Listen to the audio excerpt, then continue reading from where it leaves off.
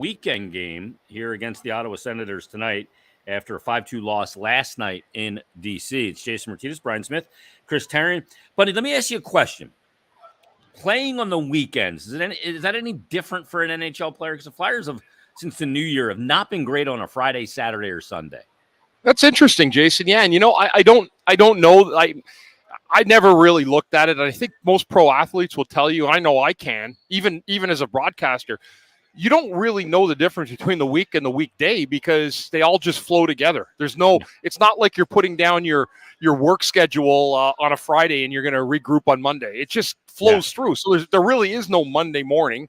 There is no Saturday evening. It's just a compilation of games that are put together that maybe or may not be right for your timing. But you know what? That's your job, and you've got to do it. So, again, that's an interesting stat. I'll be honest with you, I hate hearing stuff like that because people like to follow, like, trends. Yeah. And that one, to me, could be, like, if you went next year and told me, hey, be like, hey, Bundy, they've done well on Friday and Saturday nights. Any reason for it? Yeah. And I wouldn't have any. No rhyme or reason. Correct, Jason. I spend a lot of time wondering what day of the week it is, to be honest. We've known that for 20 years, Smitty, about you, so it's no surprise. The least shocking thing I'm going to hear on this pregame show. You're going to throw me a Friday and a Monday game within the course of a week. I have no clue what day it is. That's right.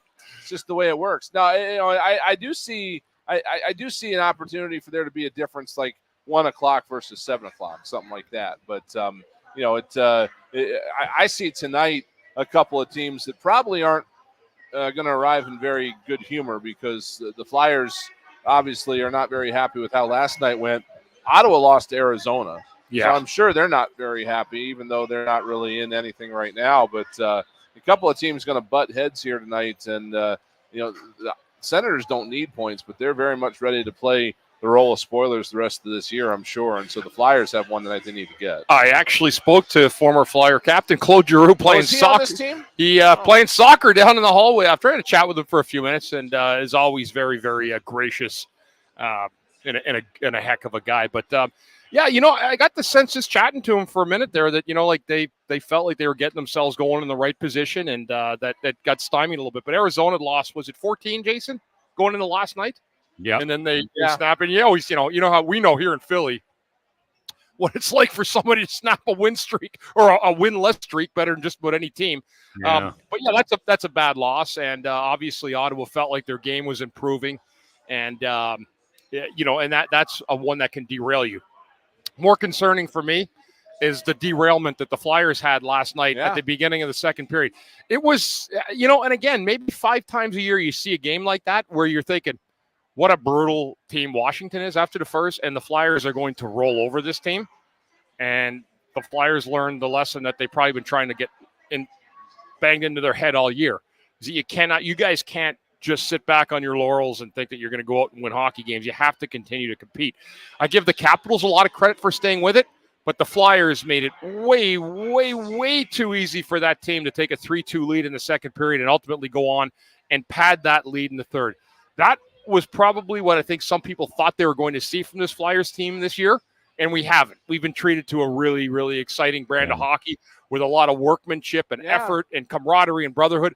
We didn't see that last night. So the goal tonight for this team is to get back to that grouping together where you're like one and you're attacking the play and you're playing hard for one another. And that it happens sometimes. Games like last night do happen, but we've been treated to such a good thing this year that when it does happen, you're like, whoa, right, that was a nightmare for 40 minutes, the second and third work. And that's what I was about to point, Jason, I was going to make for you is that it's so uncharacteristic of this team this year that's why it was such a surprise to see it happen last night. What did we say at the second intermission last night, Smitty?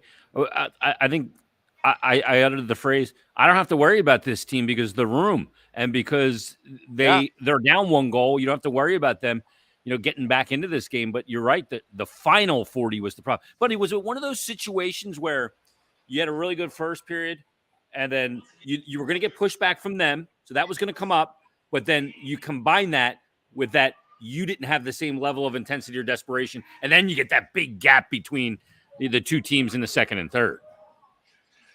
Yeah, and what was bothersome probably for the coach or the players watching the video is they got outworked. Yeah. Right, that's like one of the things. Like they got out hustled, they got out competed, they got out battled to the front of the net. And so that's a game where you could look some nights and be like, oh well, you know what? I didn't like the way it went or the entire process of the game. But last night you had a great start in the process, and you went to bed at 8:00 last night, and you let Washington kind of take over with the home ice advantage. Ovechkin, who was non-existent in the first, became existent because you gave him space instead of making life miserable on him. It was a bad night. It was a bad night because I'll be honest with you. I picked the scores nightly, and I had that one going at honest to God, guys, like a 5-4-2 or 5-2 Flyer win last night. Washington's not good offensively. They've had mighty trouble scoring goals, and the Flyers had that thing in the bag at the end of the first period. They just forgot how to play the rest of the way. Curious to your thoughts on momentum, because that's something that John Tortorella talks about a lot, is controlling the momentum swings of games and things like that. When we were watching this game in Washington, it felt like in that second period, okay, they get a goal off of a set play on a faceoff. Kind of fluky, but, it's not really in the run of the game. Then they get a second goal off a bit of a broken play where it's just chipped up over the shoulder of Sam Ersson. And it just felt like that momentum snowball, if you will, just got going faster and faster and faster, and the Flyers couldn't stop it. And I'm just curious, as a player, what it's like when you're trying to quell momentum in a game and get it back. I guess for whatever reason, this season especially, it seems like it can just switch on a TV timeout, if nothing else. JC, you and me have talked about this, right? Like, I have only noticed the momentum swings of this magnitude in like the last 10 or 15 years. Yeah. I don't remember these momentum, like one team just taking another team over for 8 minutes of a period, and then the other team swings it back and does the exact same thing. Yeah. Dude, I've never seen it in modern day hockey like I have, because I don't remember it being played like this. The games when I played, I thought were pretty even keeled, battled back and forth. Momentum was on an offensive shift, but it didn't last over periods of minutes. Where you owned the puck. Yeah. They, like last night, the Flyers, I don't know why they couldn't get the puck back in the second period. Yeah. That's insane. Just get the puck stopped, put a body on a guy, and get it out of the zone. That's how you take the momentum back. I don't It's one of the most bizarre things I watch, and I see it every night. Every single night. And it's something you look for from certain players. Like I remember talking about Matt Niskanen back in 1920, Bundy, and one of the things I thought he was really unique at and good at doing was going out and make sure the game, when the other team had momentum, that there was a shift played between the top of the circles in my D zone and the top of the circles of the offensive zone, and nothing happened. It just calms the game down, and getting it stopped. That's how you kill the momentum. You got to start to bleed it back. You got to kill the play defensively with authority, and that's how the momentum goes away. But I don't know if guys get told this or if they know it. It's unbelievable. I mean, it really is, and it's very frustrating to see where you have one team with such resilience and the other team's like caves for a few moments, and then they take it over again. Yeah, it's unbelievable. Bananas. Yeah. I don't know if it's societal or if it's just the way the game's been taught, but it's crazy. It really is. I want to ask you, Bundy, for a player perspective on something we saw last night. John Tortorella and Bobby Brink, and I think Ole Lycksell too, to a lesser extent. It appeared to be directed at Brink initially, but I think it might have been both of them. They're out for a long shift, couldn't get off the ice, and then some defensive lapses as part of that shift lead to a goal for Washington. And, we don't see you saw a lot more of this sort of thing out of Torts, I think, maybe 20 years ago than you do these days. But, from a player perspective, I guess, where are the difficulties sometimes in getting off the ice? And is it something you just have to remember and do sometimes, or do you really get stuck out there? I've been yelled at by coaches. Yeah. I have never been yelled at or treated like that ever on the ice. Like, I mean, that just tells you the frustration. I mean, it was unbelievable to see that, and you don't see a lot of that anymore in sports. No. I mean, listen, it's kind of a double-edged sword in a lot of ways because, Torts preaches both sides of the ice, right? Like the puck. Bobby Brink's given the team a lead in each of the last two games that he's played, right? So, for me, again, like you can't be burning the candle at both ends. He is what he is right now, and he's given your team a lead. So, for me, I'm living with mistakes, and I'm more thinking about how I'm going to talk to him, and so he can become better. I mean, listen, maybe that works too. I mean, it certainly would I would not be happy being addressed like that in front of an entire building or if it goes on TV. But, I mean, we've seen Torts do this before, Smitty. I mean, it's not more in within 20 years, certainly. But and that's the fire in him. But again, he was ticked off because that's the goal. Was that the goal that gave him the 3-2, or was that the 3-2? Carlson goal. Yeah. And again, listen, the wheels had come off before then. Yeah. Well before then. And that was the wraparound goal. But yeah, missed coverage. They didn't get off the ice. But again, is Cam Atkinson going to do a better job of that tonight? That'll be his choice tonight when he comes back in the lineup, and Brink stays in and Lycksell comes out. Yeah, I thought it was interesting because going back and looking at the play a couple of times and kind of the ebb and flow of it, I think the part of the frustration was that the coach called for a change and then they didn't change and then they got caught out there. And then you had Bobby Brink dead tired because he's out there for so long. He can't challenge Ovechkin at the point because he's got no gas. And then he couldn't crash down on Carlson on the wrap. And it's that all of those things together and you got the explosion. I would have liked to see Torts play him in the third period, though, because you're down 1 goal and he is a guy that can give you some offense and go. Because, like, the ultimate hammer for a coach, right, Bundy, is playing time. But you can also be effective in disciplining verbally without losing the playing time part sometimes. So, but he's back in the lineup tonight. I think that's a good thing that he's back in the lineup tonight, that he can get back out there and try and atone for it. Yeah, I mean, again, mistakes happen, and he's still a young guy with a very demanding coach, and when you make a mistake, you're gonna feel that, and again, it's life's about making mistakes. Hockey certainly is, and how you do respond to them and rebound from them. So I'm excited he gets another chance tonight. Let's take a timeout. Flyers and the Sens. Sens have given it to the Flyers twice this year. We'll see if the Flyers can turn the tables in what is a very important game to accumulate 2 points in the standings. It is Flyers game day. We're back after this on the BetRivers.com Flyers Broadcast Network. All right, Bundy, there's a thing there. What's that, on brother? The screen from at Rowan tomorrow, Joe Ruffino. Plus 4.5 goals scored tonight for the Flyers money and the Flyers money line. Yeah, I think I would take the over and yeah, Joe, go for it. What's the matter with you? We'll give out the Bundy play of the day here on the stream. Yeah, that's the now time for the Bundy play of the game. Why is the puck drop at Hockey night? Attaboy, Joe. What's going on, Bo? Oh, it's hockey night in Canada? I mean, I assume so. That's usually why it's a 7:15. I've seen, I'm sure it's a regional hockey night thing because TSN is here. Is TSN here? Maybe it's Sportsnet. All right. Actually, it is Sportsnet. Sportsnet's here. So, yeah, it is hockey night. I think the TSN label on the door was wrong. Increase productivity and operational efficiency for businesses across Matt North Rempe America. Guy having to fight whether it be every single time high-performance forklifts, he's going to get beat up really bad one night. That's Helpland. I'll tell you we what. have the solution for you. Stand by 10 guys. MHS Lift Warehouse Solutions. He's going to get hurt. At MHS Lift. Yeah, probably not. MHS Lift. We deliver results. Right. This is the Fanatic Flyers pregame show on 97.5 The Fanatic. Back live at the Wells Fargo Center. It is the Flyers and the Senators. Claude Giroux returns to Philadelphia once again. Can you believe it was 2 years ago almost at this point that he was traded at that deadline deal to the Florida Panthers? That's pretty crazy. Yeah. That 2 years ago. It goes by quick, doesn't it? Yeah, thankfully, those 2 years did go by kind of quick because they weren't memorable years in Flyers history. But we've recovered quickly. It's back. Things are getting a little bit more normalized. But, yeah, it's tough anytime you lose a legacy player. And he played 1,000 games here, and right on the button. I think at the time, guys, that I talked about doing it earlier when I was here, but only because he was such a valued asset. And I thought if you were able to move him a little bit sooner, you would have been able to retain more assets and start what I thought would be a rebuild in 2017 or 18. Mm-hmm. And then you get G an opportunity to go on to another team and try to win a cup. But anyway, he was a great Flyer, and he'll be a guy tonight that's had a little bit of success against his former team, a big goal last game.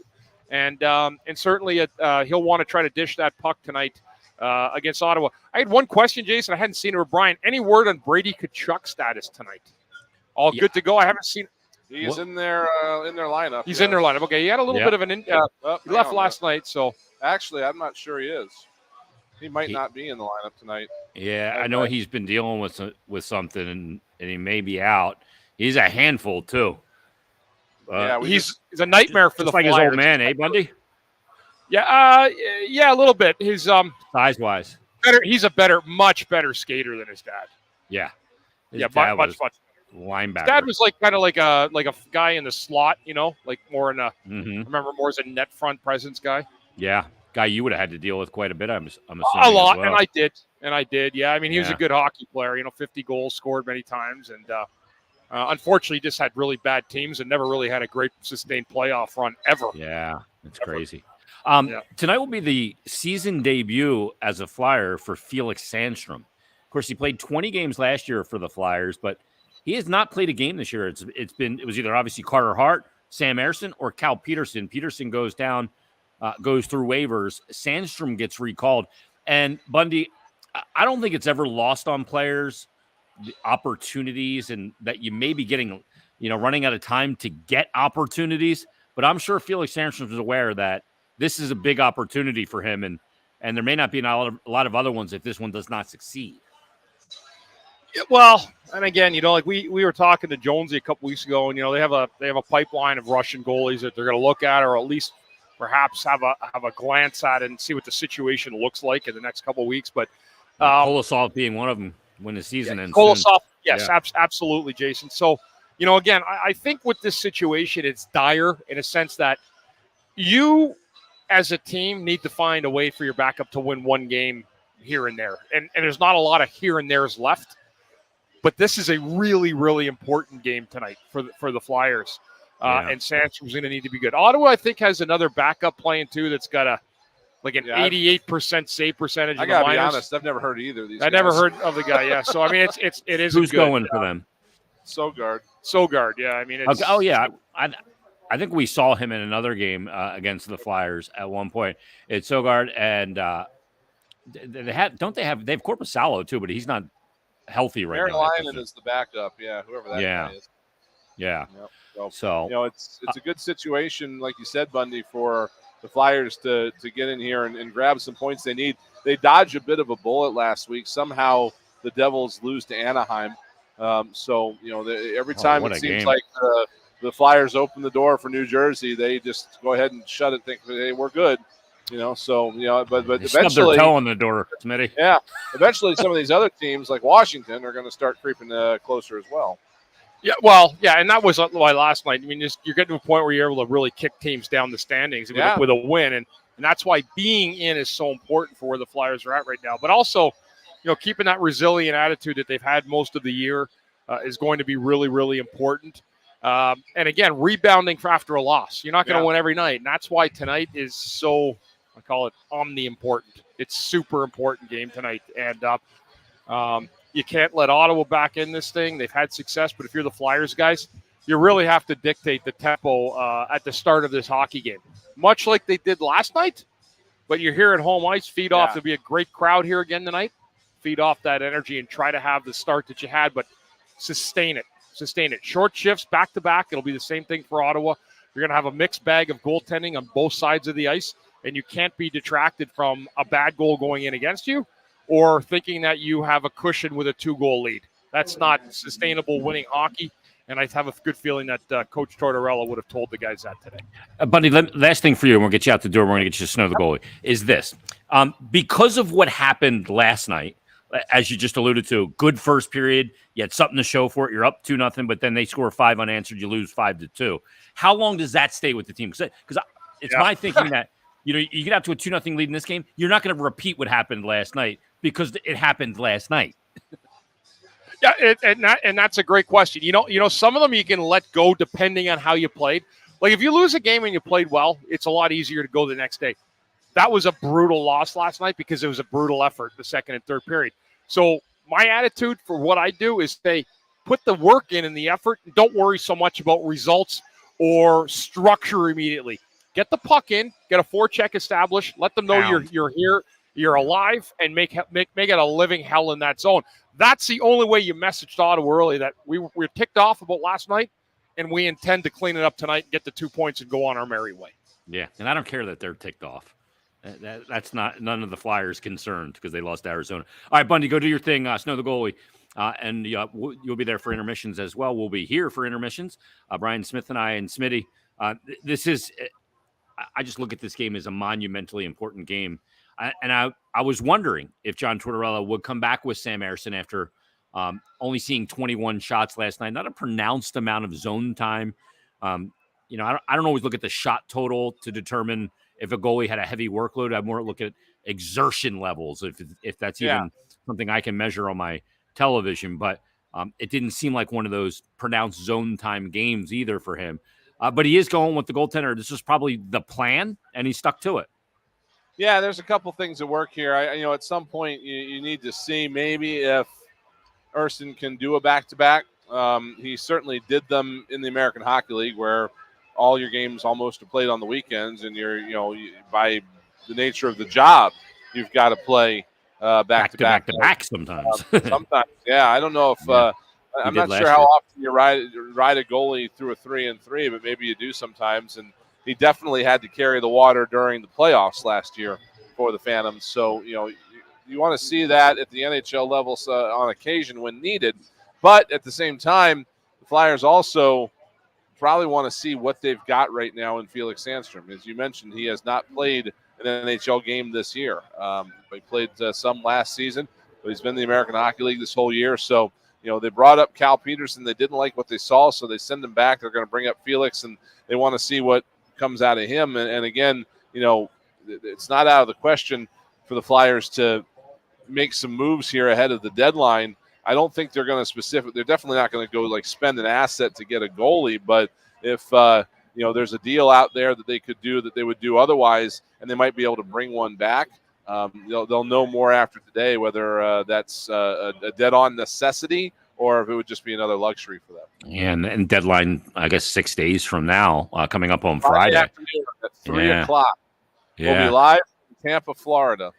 Yeah. It seems like you're always there that weekend of trade deadline pretty often.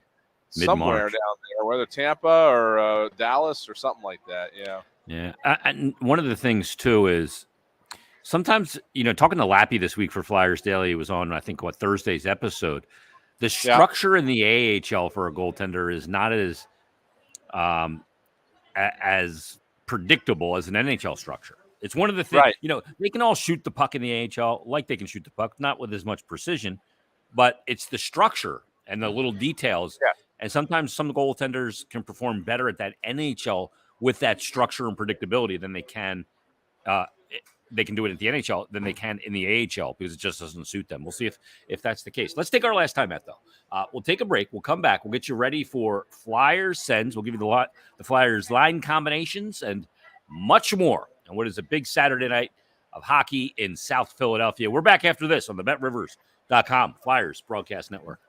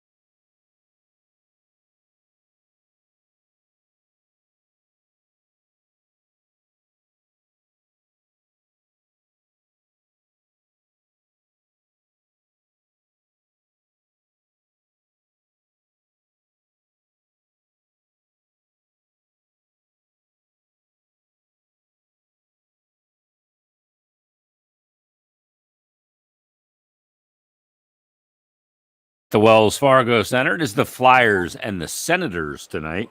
Claude Giroux returns to Philadelphia once again, and he's been good against the Flyers. He's going to play on the second line with Tim Stützle, Drake Batherson, and Claude Giroux. Their top line will be Shane Pinto, Brady Tkachuk, and Vladimir Tarasenko.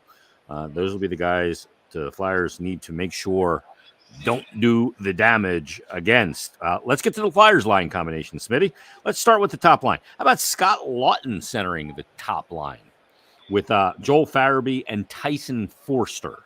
Then your second line is Ryan Poehling, Noah Cates, and Garnet Hathaway. That line, I said to Smitty after I think the second game they played together, that's my set it and forget it line for the rest of the year. Remember the old set it and forget it?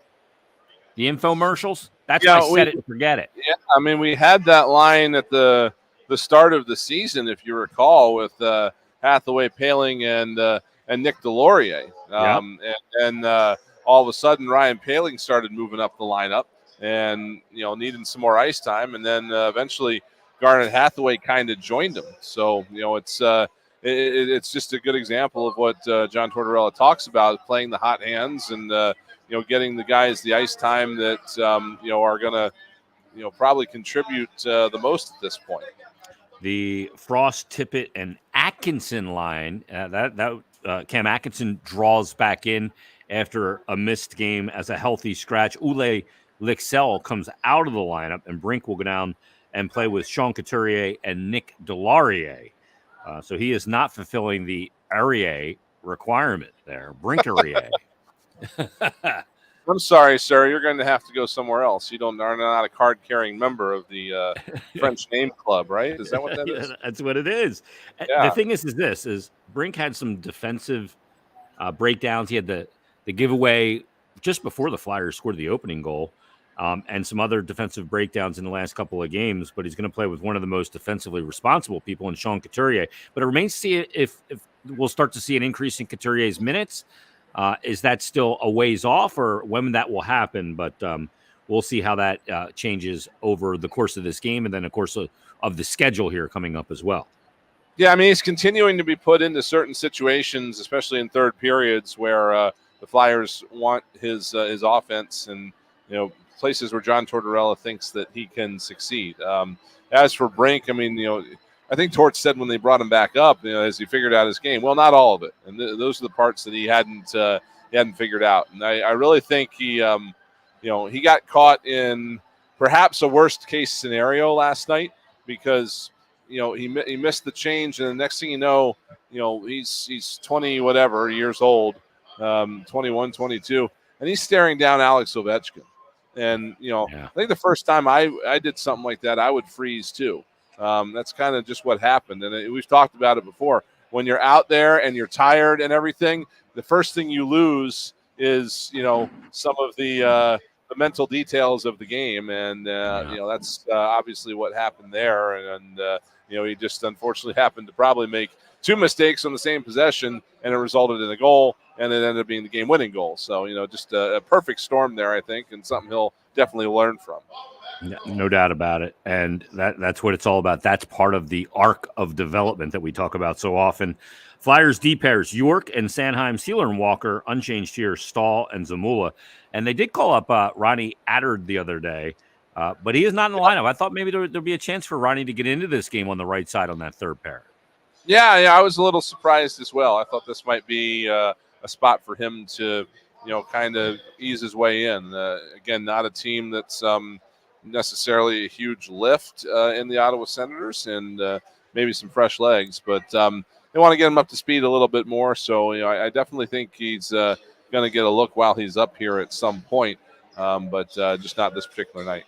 Let me identify the station. I always miss saying that. You're listening to 97.5 The Fanatic, WPEM, Burlington, Philadelphia. We are broadcasting from the Wells Fargo Center for Philadelphia Flyers hockey as the Flyers get set to take on the Ottawa Senators here tonight. It is Felix Sandstrom getting the start, his first of the season for the Philadelphia Flyers against Sogard tonight for the Ottawa Senators.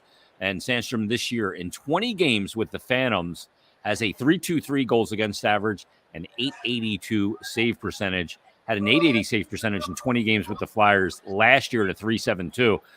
So we're hoping Felix Sandstrom cannot come in tonight. Give this team a quality start. Give them a chance in this game. And really the start of this game, Bri, I think is just so important. Good start last night, just unable to finish it in the final 2 periods. And this may be one of those situations where you go, thank God they're playing a game tonight so they can wash the taste from last night out of their mouth and move into this one. Yeah, exactly. And, the Flyers have been good about bouncing back from games like that.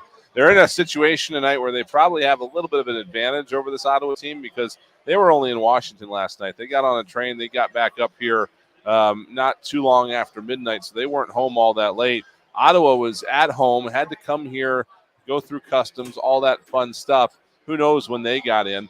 So, a good start for the Flyers here I think would be important just from the standpoint of you expect one from Ottawa, and you kind of expect that they might fade down the stretch here. They might run into a little bit of a wall here with all the travel and everything like that. So, if the Flyers can get a hot start tonight, the rest of it should take care of itself.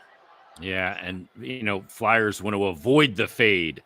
They want to put themselves in a position here coming down the stretch to preserve what is theirs for now. It's not like you got the deed in your hand and the third spot in the Metro is off the market.